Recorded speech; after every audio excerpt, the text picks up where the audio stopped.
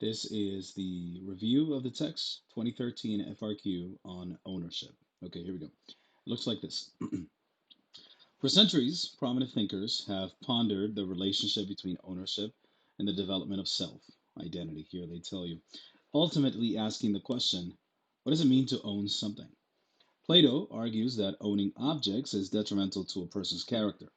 Aristotle claims that the ownership of tangible goods helps to develop moral character. 20th century philosopher Jean Paul Sartre proposes that ownership extends beyond objects to include intangible things as well. In Sartre's view, becoming proficient in some skill and knowing something thoroughly means that we, quote, own it. Now, think about the different views of ownership readiness in which you explain your position on the relationship between ownership and a sense of self. Okay, we have our task from the beginning, right? We shouldn't really pay attention to this as much. We could, but not as much. The focus is here, right? The prompt is not what matters, the task is what matters. What is the relationship between ownership and self? And here they tell you that the sense of self may also be considered as identity. All right, ownership and self. Ownership creates self, self uh, directs ownership. Ownership is an extension of the self. Material ownership is bad, while intangible ownership is good. What exactly is it that you want to argue? You have to keep that in mind so that you have a good argument. Now, as always, you have to consider what the purpose of the argument is, meaning what purpose is it implicit here in the text? What purpose is implicit here, right? How do they want you to take it, and also what purpose do you want to assume when writing your essay? Do you want to inquire? Perhaps you want to ask the question, well, what does it mean to own something? What is the relationship between ownership and a sense of self? I am going to explore that, and I'm going to explore it through a series of examples. Let's say, perhaps you already have your mind made up, right? You think that ownership of material things is detrimental to the self, right? You agree with Plato. This is not good. The more we own, the worse we become. Materialism, consumer culture, America. Okay, maybe that's the way you're going to go. That's okay too. Maybe you want to persuade. In this case, although the entire thing is argumentative, this in the sense of persuasion, what we would like to do, you would want to do, if you wanted to take this route of the purpose, you might want to try to convince your reader that he should stop owning material things and in fact own intangible things like, I don't know, knowledge, read books, whatever. So you have to consider what the purpose of your argument is going to be, as well as what is the best or the well suited purpose for that argument being proposed here, right? Not every one of these fits the prompt provided. If you want to negotiate, in this case, I don't know that negotiation would necessarily work. I think it would obfuscate the meaning if you start saying that ownership uh, in influences the self, but the self is not determined by ownership. I think that the more you negotiate here, I think the more confusing the response would become. So, not every purpose is the adequate one for the prompt. Now, when looking at the elements of the argument, you have to consider what kind of claims are you going to make. Your claims have to be clear, especially in a philosophical prompt like this. You see how convoluted the prompt can become, how easily convoluted it can become. Self is created by ownership, always, of all types, all kind of ownership. What kind of ownership? What type of self? What exactly do we mean? This is the kind of prompt where clarity and precision of language are key. Without them, nobody's going to know what we mean. And if they don't know what we mean, they don't believe us. Now, what reasons do you want to provide to prove that argument? Perhaps you want to think of, I'm going to use historical reasons. Okay. I'm going to use historical reasons to prove that over the last 100 years, uh, the more the consumer culture has taken over our society, uh, the lower our values, perhaps religiously, perhaps societally, perhaps in comparison to other countries. I don't know, whatever, quality of life. These might be the reasons. And the evidence would be that data, if you have any handy. Maybe you know about articles that say something like this, or maybe you want to, maybe you're from another country where the pace of life is slower and material ownership is not as common, right? And now you're in this country and you can use your own personal experience and that of the immigrant as data, as evidence to prove the argument that material ownership can be detrimental for the person. I don't know. The warrant is the premise of the argument on which it stands. Now, here we have what does it mean to own something, right? And how ownership and the development of self. Well, the warrant here is that somehow ownership is linked to identity.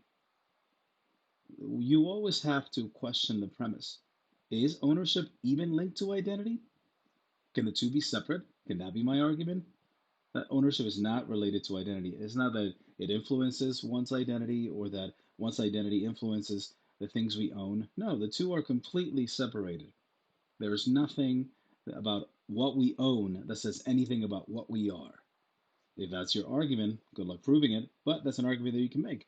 And you get there by evaluating the warrant. Addressing the opposition. This one is interesting. I think this one would fit really well here because you would have to be aware of all the opposing arguments because it is a philosophical prompt that you're going to receive. So you should definitely consider the opposition in this one.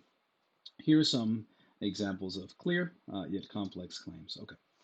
The self is not a product of possession, and possession is not a product of the self. Rather, self and possession are inherently intertwined. That is, possession is integral to the self, whether it be material or immaterial. One cannot be without the other. This is a complex claim because it's arguing several things simultaneously, and yet it is a clear claim because it tells me what it is and what it isn't. So, this is something that you could argue. The relationship between ownership and a sense of self is dependent on the perspective of the person in question, as the ownership of material and intangible things can both send a person hungry for power or improve the morality of said person, because it is the person's view that determines reality. Okay, again, very clear claims, even if complex. Let's look at some of the writing that has an established purpose to it. By established purpose, I mean that the sentences here or the paragraphs, they have a very clear argument that they want to prove. So owning something makes you the master of it. You have a certain power over it, whether it be a calculator or the command of another language. The possession of this object means nothing, however, without meaning or purpose from the user. This purpose is what creates our self identity. Why am I doing this thing with this object? Therefore, material objects, as well as intangible concepts, construct ownership and work to shape someone's sense of self. Because when you own, you become. That's interesting. Yet ownership is an illusion in which we confuse our identities and entangle them within the sense of making something mine. Okay, ownership is neither tangible nor intangible because to truly own something, we have to get lost in our own perception of what we possess, inevitably begging the question: Do you own your things, or do your things own you? This one can be this one works really well as a conclusion, and I believe it is within the essay that it was extracted from. Now, when you look at this examples of writing with purpose, they know exactly what they want to argue, and I believe they do that effectively. Here are some examples of claims that may be topical claims or middle body claims, meaning these are claims that were made somewhere in the body paragraphs, and these are claims that are made at the beginning of a paragraph.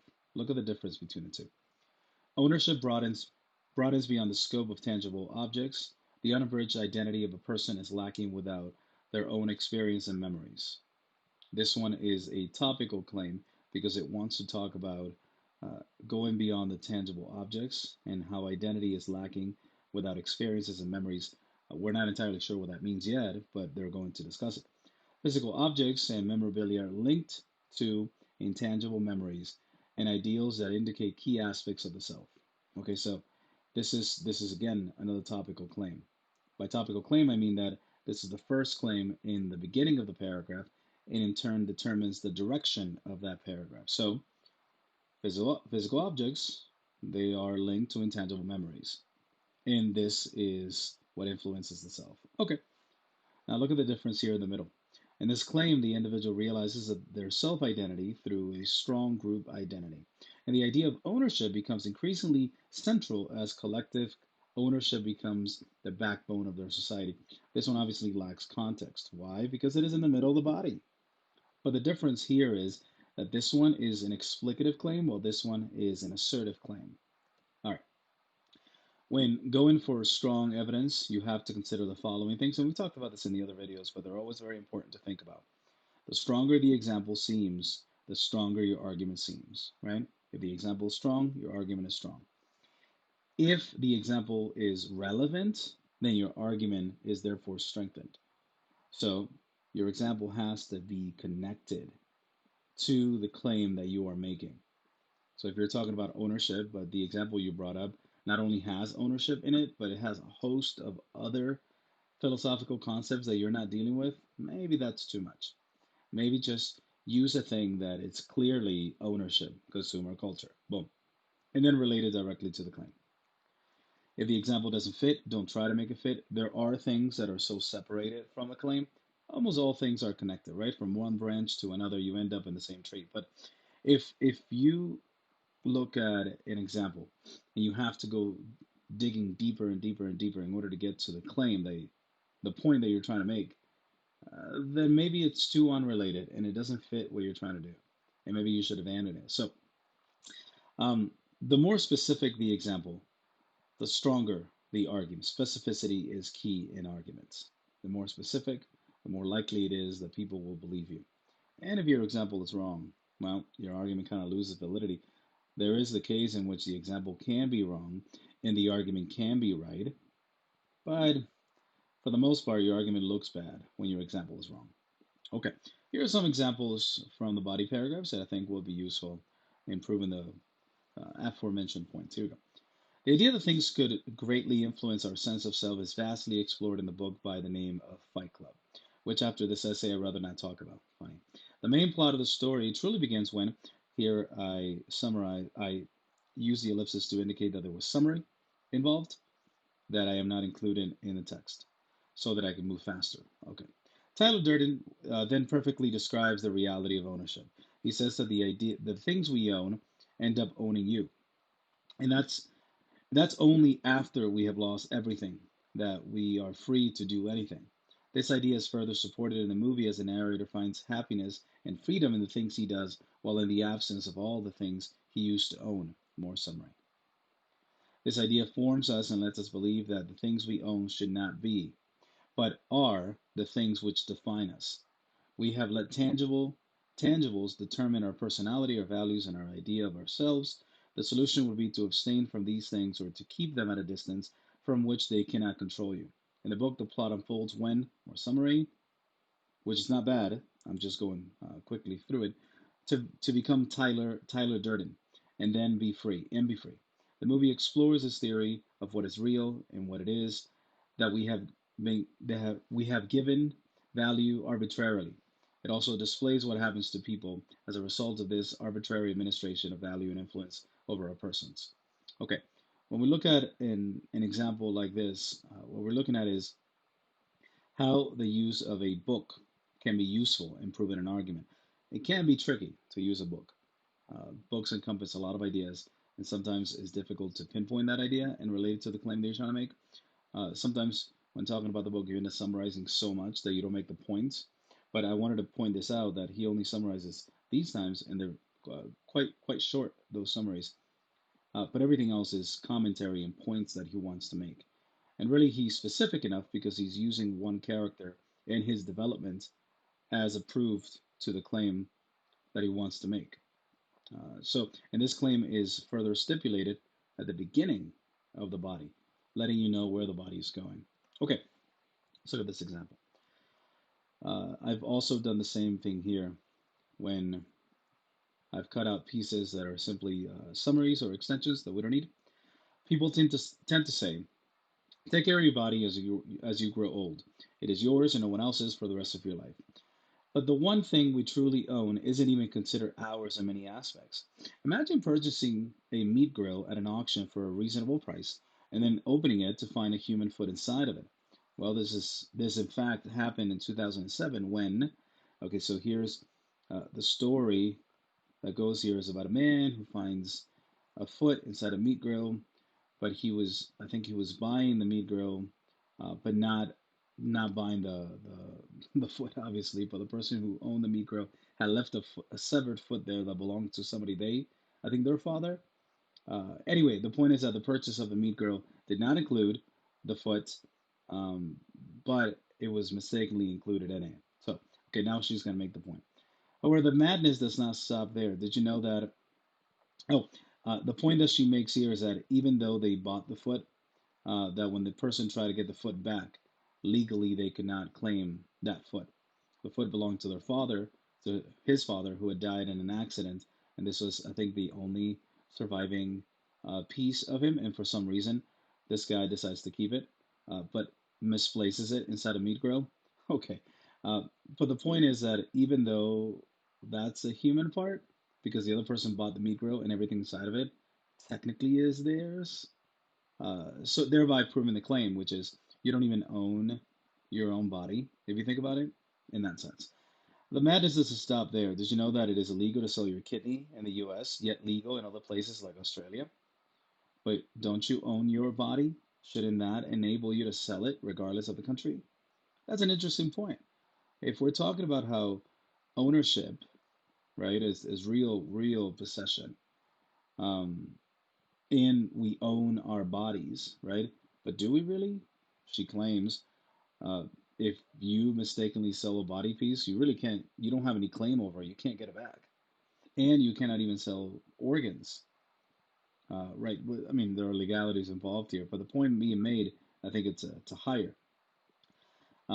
Even a woman's body and her choices are politicized to the point of that abortion is frowned upon in many cases because it does not align with their ideals or religious values, but do not support the fact that it is her body, her choice.